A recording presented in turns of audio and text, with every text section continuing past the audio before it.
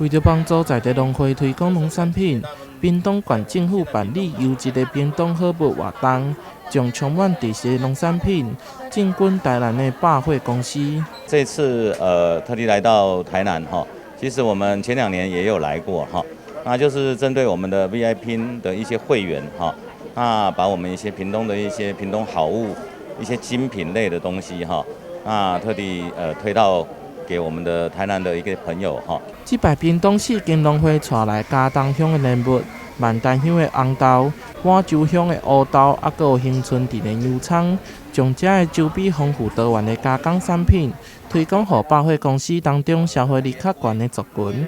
事实上，我们这几年都比较着重在这些精品类的一些推广哈。那也希望说，透过这些消费地的一些消费的课程哈，比较顶端的部分，可以把我们的一些农产品的一些加工加值的东西哈，来推销出去，同时也